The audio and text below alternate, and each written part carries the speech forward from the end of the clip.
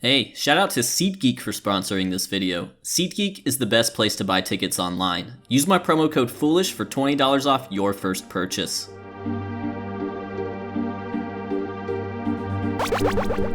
On March 31st, 2011, a 23-year-old Clayton Kershaw took the mound on opening day against the defending champion San Francisco Giants. The opposing starting pitcher, Cy Young winner Tim Lincecum. This was the day that everything changed.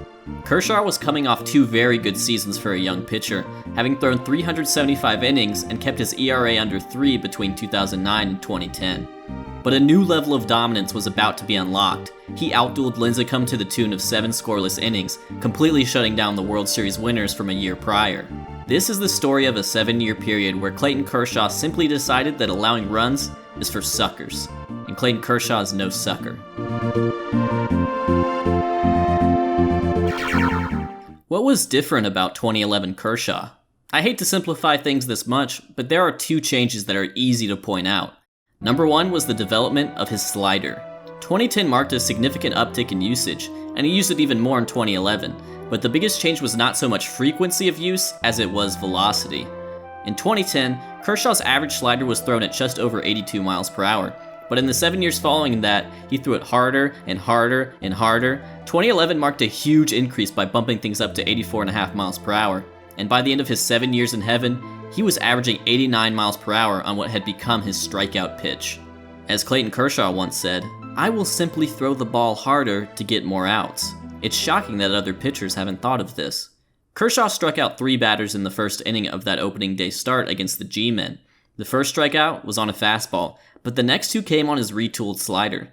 In 2010, the strikeout distribution between his four-seam and slider was fairly even, with a slight advantage to the fastball. In 2011, that sped-up slider became his strikeout pitch, recording 157 strikeouts on sliders alone.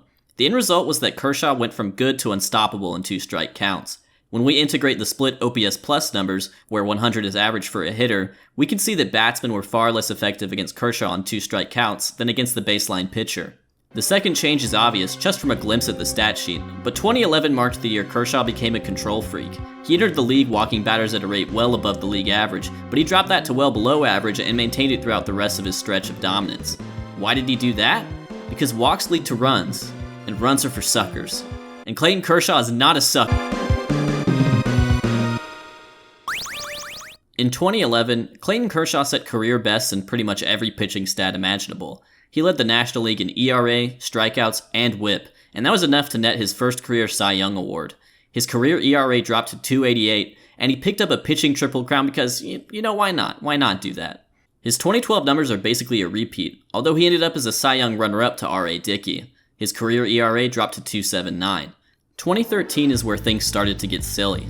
Just as he did 2 years prior, he opened things up against the defending champion Giants. This time, however, 7 scoreless wasn't enough, so he tossed a 4-hit complete game shutout. And because it was Clayton Kershaw's world at this point, he took matters into his own hands by going yard in the 8th inning to give Los Angeles the lead. The season stats are awe-inspiring, as this was Kershaw's first season with a sub-2 ERA. As you can imagine, he won his second Cy Young award, and his career ERA dropped yet again, this time to 2.60. My favorite Clayton Kershaw year was 2014. He missed a few weeks towards the beginning of the season and was only able to start 27 games. After getting stretched out in May, he massacred the league in June and July. Over those 2 months, he started 11 games, won every single one of them, tossed 86 innings, struck out 104 batters while only walking 8, and allowed 9 runs. The best of these starts came on June 18th, when he no-hit the Colorado Rockies. It would have been a perfect game if not for an errant throw from shortstop Hanley Ramirez. This was Kershaw at his finest, and the league recognized it. He won not just his 3rd Cy Young, but also National League MVP, and this was a pitcher who missed a month of time. So through his age 26 season in 2014, Kershaw had won 3 Cy Young awards, an MVP, and had a 2.48 career ERA. For the sake of comparison, that year's NL Rookie of the Year was Jacob deGrom, who is also 26 years old. 2015 featured Kershaw embroiled in arguably the greatest Cy Young race of all time. He would end up finishing 3rd, behind Jake Arrieta and Zach Greinke. Of those 3 pitchers, Kershaw was the only one to record a 300 strikeout season, and so far 2015 remains the only season he has accomplished that feat. Don't worry, he was also able to drop his career ERA to 2.43. Kershaw missed 2 months in 2016 with back injury, but he was still as effective as ever. He became the first pitcher in all of baseball's history to throw at least 100 innings and strike out 10 batters per 9 while walking less than 1. This was the same guy that struggled with location at times early in his career. The most Clayton Kershaw-iest start of that season came on May 1st against the Padres. He tossed a complete game shutout, struck out 14, and a whopping 75 of his 101 pitches were recorded as strikes. Not only did he not walk anyone, but he only had to deal with one 3-ball count the entire day. Oh, and he also drove in the only run of the game because it was Clayton Kershaw's world, baby! We were just living in it! Anyways, it was only 149 innings, but it got him to top 5 in Cy Young voting despite not being qualified to lead in any categories. Naturally, his career ERA dropped to 2.37. And then came 2017. Back injuries limited him once again, as he threw 175 innings in 27 starts. He was limited to 27 starts in his 2014 campaign as well, but this time was a little different. He still averaged 7 1/3 inning per start back in 2014, but he wasn't able to pitch as deep into games this time around. Another difficulty was an increase in homers. He averaged a stunning 0.5 homers per 9 innings the previous 6 seasons, but in 2017, that number ballooned to 1.2 per 9 innings, which was above the National League average. Yet, the end result was still a terrific season, and he was able to drop his career ERA for the 7th and final time of the streak. Thus concluded a 7-year run of dominance from Clayton Kershaw. So how did he stack up compared to the other great pitchers of his era?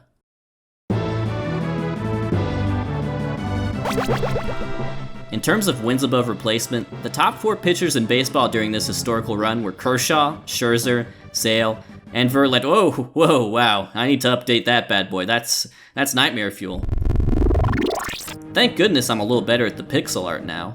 With all due respect to guys like Price, Hamels, King Felix, Greinke, Kluber, etc., we're going to keep things simple and use these 4 pitchers. When you look at wins above replacement, it doesn't really matter whether you prefer Fangraphs or Baseball Reference. Kershaw has a sizable lead in both over this span, with the other 3 grouped together tightly. Let's look at how hitters fared against them. Admittedly, the other 3 aces are a bit disadvantaged here, having all played in the American League in this time frame. Still, OPS Plus is designed to level the playing field, and Kershaw's 54 means he was unhittable. And if you're not so advanced metric friendly, that 200 batting average against should be just as eye-popping. Wins and losses are certainly a flawed stat, but it shouldn't be a surprise that Kershaw won an extraordinary 74% of his decisions. That would be like if a ball club won 120 games in a season, or if an NFL team went about 12-4 every year without fail, even though the quarterback and the coach just keep getting older and older and older, and it never stops. One of the most fun Kershaw stats to look at is complete game shutouts. Kershaw had more than the rest of the field combined, and that's part of what made him special during the 7-year period, the ability to pitch deep into starts without giving up runs. Finally, let's take a good hard look at ERA, which is especially key because, as you should know by now, allowing runs is for suckers. This is really where you see the full degree of Kershaw's dominance in terms of run prevention. Scherzer and Verlander are even defeated by more than 1 earned run per 9 innings on average. A 2.10 ERA for a single season is ridiculous, much less 7. It shows that the other 3 pitchers were no match for Kershaw in this department. So how does he stack up against the greatest pitchers in baseball history?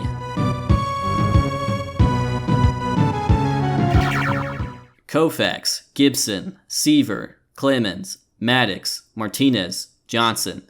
These 6 legendary hurlers had the strongest peaks I could find of any pitcher post-integration.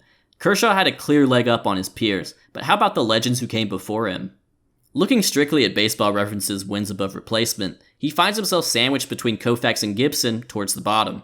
WAR is a cumulative stat, meaning that Kershaw's relatively low number of innings pitched in some of these seasons comes back to bite him. The only pitcher on this list who tossed fewer innings in their 7-year peak was Pedro Martinez. So let's talk about the key statistic we have been looking at, and that's just straight up earned run average. There it is. In terms of preventing earned runs, Kershaw stands alone at the top. Now ERA isn't a perfect stat, but it's telling in this case. Runs really are for suckers. But you know what would be an even better stat to look at? ERA plus. Same rules as OPS plus. In this case, we're adjusting for all sorts of factors like the ballparks and eras that these pitchers played in. Bob Gibson peaked during the height of baseball's second dead ball era, whereas Pedro Martinez was pitching in a terrifying AL East during the power-heavy steroid era. I mean seriously, Pedro, 213 ERA plus? Calm down. Calm down, Pedro. Pedro, there are children watching this sport. But after that, here's Kershaw, sandwiched firmly between Greg Maddux and Randy Johnson. Since that generation of pitchers retired, there's been a lot of criticism heaped upon this current generation of pitching talent. They aren't going to win 300 games, don't pitch deep enough, etc. Hopefully this study of Clayton Kershaw will help those people understand. The overall counting stats may dwindle, but good pitching is good pitching. Don't believe me? Let's take a look at something else. How about WHIP, aka walks and hits over innings pitched? It's basically just a stat that measures the rate a pitcher allows runners on base. In the history of Major League Baseball, only 7 pitchers have had at least 4 consecutive seasons with 100 innings pitched and a WHIP below 1. We have pitchers from all eras on this list, like old-timers Addie Joss and Mordecai Three Finger Brown, who were born in the 19th century, alongside Koufax and Pedro Martinez. But there's someone else working on a streak right now, and that's Max Scherzer, who could potentially have his 5th straight sub-1 WHIP if he can maintain his performance for the rest of the 2019 season. If he gets to 5, he'll join the elitist of elite clubs. The only 2 pitchers to pull off that feat, Clayton Kershaw and Walter Johnson. Good pitching is timeless.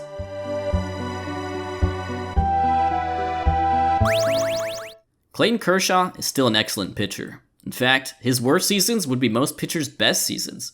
He's still certainly capable of pitching at an all-star level, as evidenced by his appearance in 2019, and he's still better than the vast majority of MLB starting pitchers, but the 230-inning, sub-2 ERA seasons are certainly a thing of the past. On top of this, he may very well be the 3rd best starting pitcher in his own rotation at the very moment, behind the alarmingly good Hyunjin Ryu and wonder kid Walker Buehler.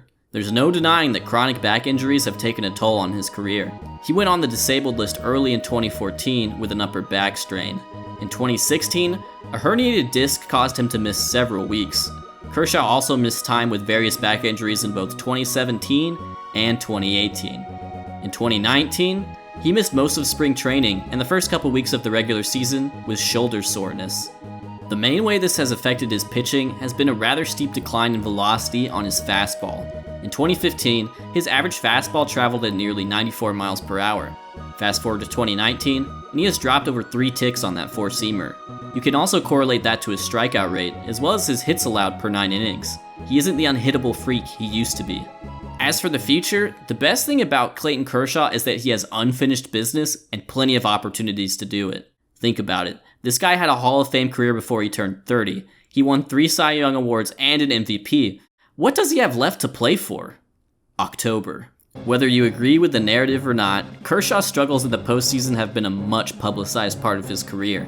Not only does he have a significantly higher postseason ERA than his regular season, he has also struggled at preventing runs the deeper he gets into the playoffs.